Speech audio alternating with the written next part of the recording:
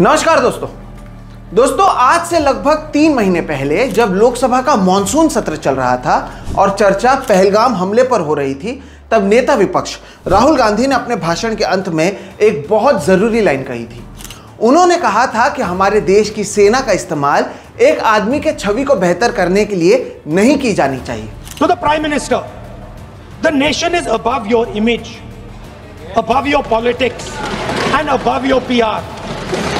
The forces are above your PR, your image and your politics. Have the humility to understand that. Have the dignity to understand that.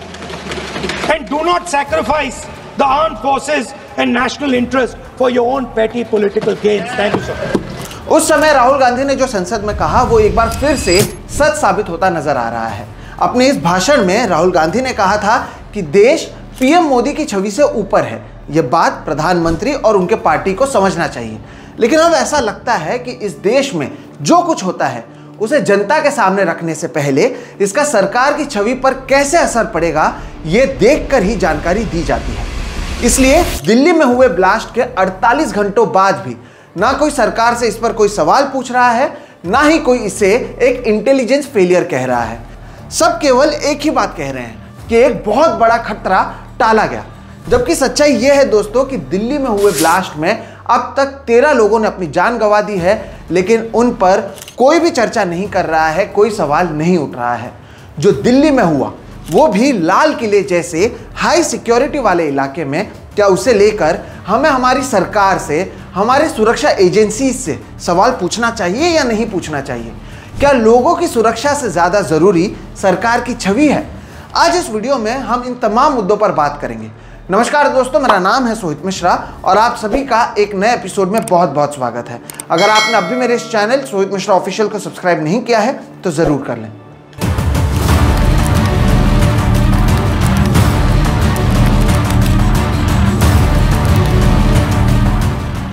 दोस्तों, अब तक की जो जानकारी हमारे पास मौजूद है उससे पहले आप समझ लीजिए, फिर हम आगे की जो बात है वो करेंगे।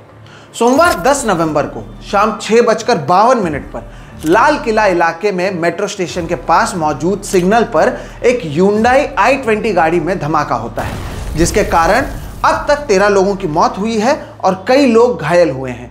कई गाड़ियों पर भी इसका असर साफ तौर पर देखने मिला है। यह मामला सामने आने के बाद उस इलाके सहित देश भर के कई इलाकों में सुरक्षा बढ़ाई गई है, अलर्ट जारी किया गया है और तब से ही मामले की जांच लगातार जारी है। सोमवार शाम को हुए इस ब्लास्ट से पहले सोमवार सुबह एक दूसरी खबर आई थी, जिसमें पता चला कि जम्मू कश्मीर पुलिस ने स्थानीय एजेंसीज का इस्तेमाल कर यूपी के फरीदाबाद से 2 डॉक्टर को गिरफ्तार किया, जिन्हें interstate and transnational terror module का हिस्सा माना जा रहा है। डॉक्टर मुजम्मिल अहमद गनई और डॉक्टर आदिल मजीद रादर को गिरफ्तार किया गया और जांच के दौरान इनके पास से करीब 358 किलोग्राम के एक्सप्लोजिव, जिसे अमोनियम नाइट्रेट कहा जा रहा है, उसे जब्त किया गया। इसके साथ ही एक AK-47 राइफल, एक असॉल्ट फाइल, एक पिस्टल, 3 मैगजीन, 20 टाइमर सहित और भी कई चीज़ें पुलिस ने अपने इस जांच में जब्त की हैं। इसके अलावा जम्मू कश्मीर से भी करीब 3000 किलो IED मेकिंग मटेरियल पकड़ा गया। ये खबर सामने आई ही थी कि सोमवार शाम को दिल्ली में ये ब्लास्ट हो गया। दिल्ली के लाल किले जैसे हाई सिक्योरिटी एरिया में हुए ब्लास्ट के बाद से कई सारे सवाल जो हैं लगातार उठ रहे हैं। क्या इसका गिरफ्तार किए गए इन डॉक्टर से सीधा कोई लेना देना है या नहीं, ये एक सवाल है। क्या यह ब्लास्ट को प्लान कर किया गया, ये भी एक सवाल है। या फिर क्योंकि दूसरे लोग पकड़े गए तो हड़बड़ी में यह ब्लास्ट हो गया, ये वो सवाल हैं जिसका जवाब अब तक नहीं मिल पाया है और इन तमाम एंगल्स पर लगातार जांच की जा रही है। पुलिस ने इस हमले को बाद में एक आतंकी हमला मान लिया और UAPA के अंतर्गत मामला दर्ज कर NIA की ओर से इसकी जांच की जा रही है। इसके अलावा एक और डॉक्टर उमर नबी भट्ट को मुख्य आरोपी बताया जा रहा है, जो कथित रूप से उसी गाड़ी को चला रहा था जिसमें सोमवार शाम को ब्लास्ट हुआ है। ब्लास्ट में हुए मौत को कंफर्म करने के लिए मौका वारदात से मिले DNA को उमर के परिवार वालों से मैच किया जा रहा है।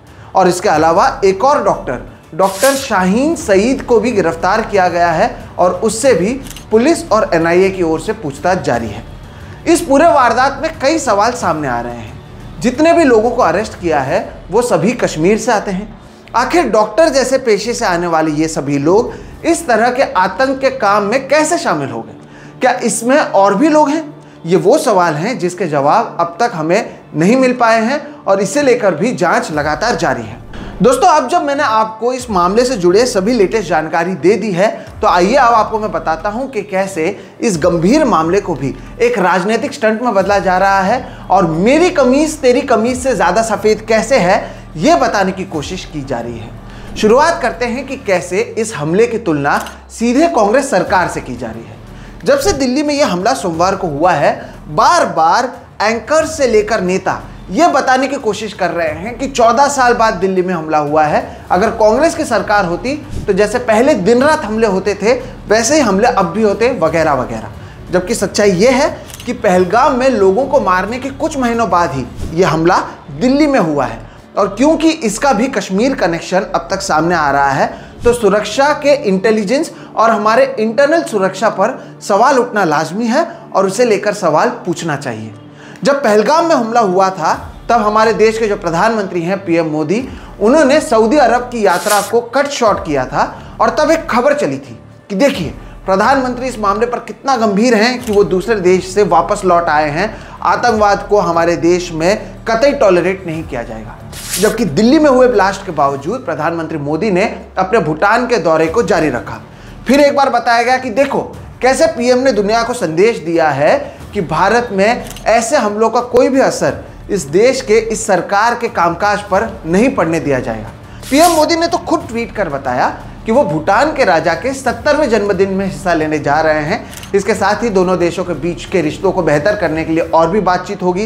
ये तमाम बातें पीएम की ओर से कहा गया। अब जो लोग पहले पीएम के सऊदी दौरे को कट शॉर्ट कर वापस आने को एक बड़ी बात मान रहे थे, वो पीएम के बर्थडे सेलिब्रेशन में जाने वाली बात को भी जस्टिफाई कर रहे हैं। और यहां पर सवाल सरकार से, अमित शाह से, नरेंद्र मोदी से नहीं, सवाल राहुल गांधी से पूछा जा रहा है। देश के प्रमुख नेता केक खाने के लिए भूटान जा रहे हैं और उनके पार्टी के जो मीडिया चीफ हैं अमित मालवीय, वो ट्वीट कर पूछ रहे हैं कि हमले के बाद राहुल गांधी और प्रियंका गांधी कहां है। ये बात कांग्रेस को बतानी चाहिए। दोस्तों, यही वो राजनीति है जिसका जिक्र मैंने शुरुआत में किया। दिल्ली के बीचों बीच ब्लास्ट हुए क्योंकि पीएम भूटान जा रहे हैं और उसे जस्टिफाई करना है, इसलिए पीएम से नहीं राहुल गांधी से सवाल पूछे जाए, उन्हें इस पूरे पिक्चर में लाया जाए। अपने भूटान दौरे में पीएम मोदी ने किसी को भी नहीं बख्शने की बात कही। यह बात उन्होंने हिंदी और अंग्रेजी दोनों में दोहराया और दिन रात बढ़ चढ़कर मीडिया ने प्रधानमंत्री के इस बाइट को दिखाया भी। आज मैं यहां बहुत भारी मन से आया हूं।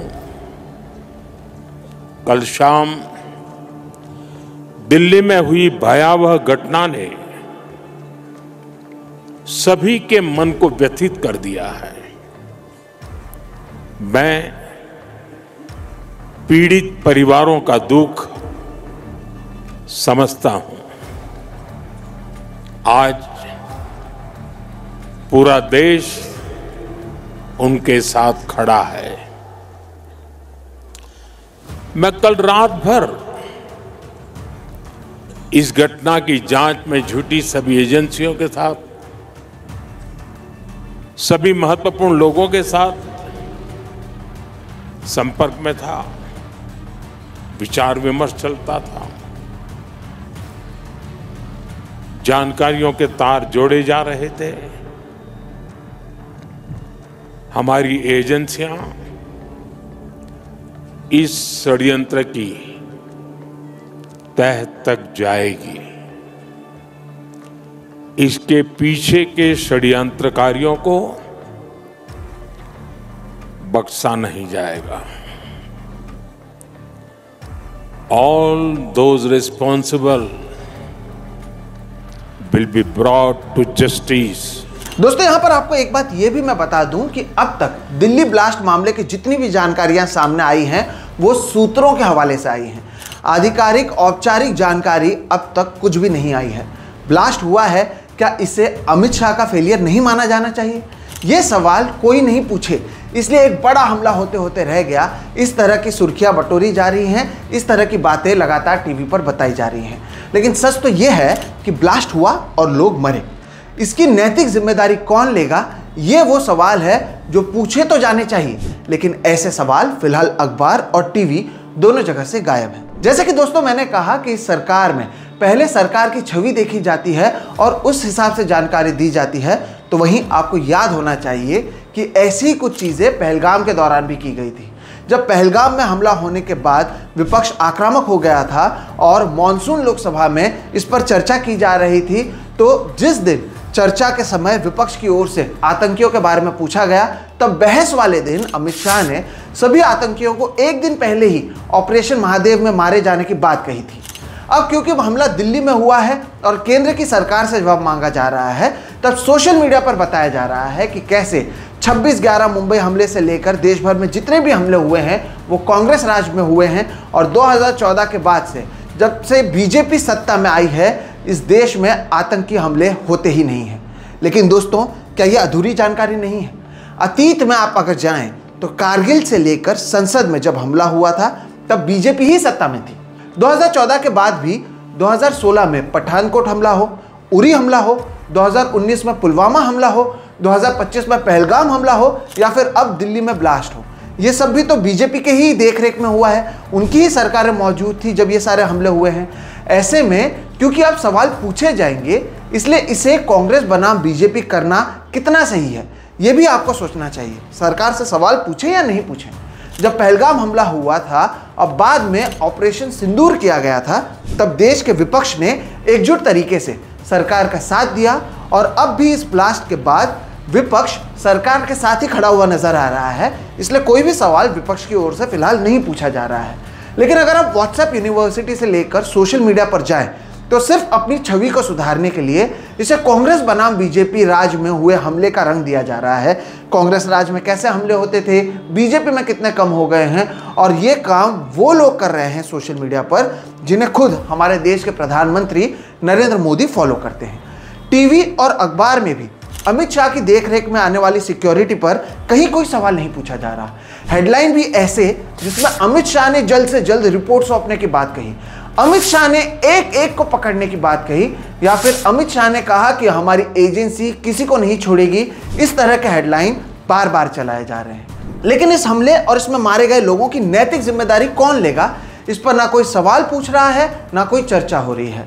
पहलगाम हमले के बाद जब इस पर संसद में चर्चा हो रही थी, तब प्रियंका गांधी ने भी अपनी बात रखते हुए कहा था कि हमेशा जब भी कांग्रेस काल में कहीं पर भी हमला हुआ है, तो उन्होंने याद दिलाया कि उस समय कांग्रेस के नेताओं के इस्तीफे होते थे, देश के प्रति सरकार की एक जवाबदेही होती थी। अध्यक्ष महोदय, कल सत्ता पक्ष और आज भी सत्ता पक्ष के नेताओं ने 2008 के मुंबई के हमलों का जिक्र किया, बार बार कहा कि मनमोहन सिंह जी की सरकार ने कुछ नहीं किया।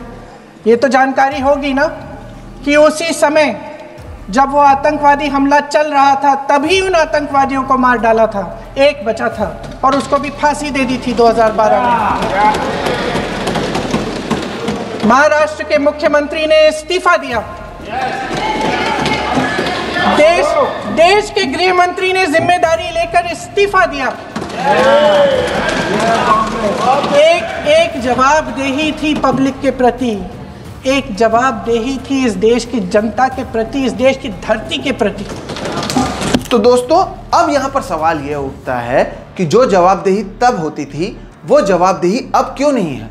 अब क्या गृह मंत्री से इस फेलियर पर सवाल पूछना क्या कोई अपराध है? क्या अमित शाह ने एक बार भी कहीं पर भी माफी मांगी है? चाहे मामला मणिपुर का हो, पुलवामा का हो, पहलगाम का हो, या फिर दिल्ली का हो। और तो और बीजेपी में क्या कोई भी मारे गए इन लोगों की जिम्मेदारी लेगा या नहीं, या फिर नैतिक जिम्मेदारी लेने का काम केवल विपक्ष का होता है? सवाल अमित शाह से नहीं, केवल राहुल गांधी से पूछे जाएंगे। दोस्तों, ये वो सवाल हैं जिसके बारे में मैं अखबारों में पढ़ना चाहता था, जिसके बारे में मुझे लगा था हमारे देश के जो बड़े बड़े संपादक हैं वो लिखेंगे, सरकार से सवाल पूछेंगे। लेकिन क्योंकि ऐसा नहीं किया गया, तो मैंने खुद इस पर वीडियो बनाने का फैसला किया। आप मुझे बताइए कि ये सवाल पूछे जाने चाहिए या नहीं, या फिर ऐसा सवाल पूछकर मैं देशद्रोह कहलाया जाऊंगा। ये वो सवाल हैं जिसका आपसे, मेरे, हम सभी के निजी जीवन से लेना देना है, क्योंकि जो 13 लोग मारे गए हैं वो आपके या मेरे परिवार वाले भी हो सकते हैं, आप या मैं खुद भी वहाँ पर हो सकता था। इसलिए ये सवाल पूछे जाने चाहिए। इसका किसी पार्टी या किसी नेता की छवि से नहीं, हमारे देश और हमारी देश की जनता की सुरक्षा से लेना देना है। इसलिए मुझे लगा कि इन सवालों को आपके सामने रखना चाहिए और इसलिए इस वीडियो को मैंने ये बताया और ये वीडियो में तमाम सवाल जो हैं वो आपके सामने मैंने रखे हैं। सोशल मीडिया के खेल से बचकर रहिएगा, ये भी एक जाते जाते मैं आपके सामने अपनी बात रखना चाहता हूँ। फिलहाल इस वीडियो में इतना ही। आपको ये वीडियो कैसा लगा ज़रूर बताइएगा। अफवाहों पर ध्यान ना दीजिए, लेकिन किसी पॉलिटिकल प्रोपेगेंडा का भी आप हिस्सा ना बने, इस बात का भी आप ख्याल रखिएगा। अगर वीडियो पसंद आता है तो इसे लाइक करें, दूसरों के साथ साझा करें। साथ ही साथ अगर आपने अब तक मेरे इस चैनल सोहित मिश्रा ऑफिशियल को सब्सक्राइब नहीं किया है तो वो भी कर लें। कमेंट सेक्शन में आपके टिप्पणी का हमें इंतज़ार रहेगा। फिलहाल इस वीडियो में इतना ही। आप मुझे दीजिए इजाज़त। मेरा नाम है सोहित मिश्रा, आप देख रहे हैं सोहित मिश्रा ऑफिशियल। नमस्कार।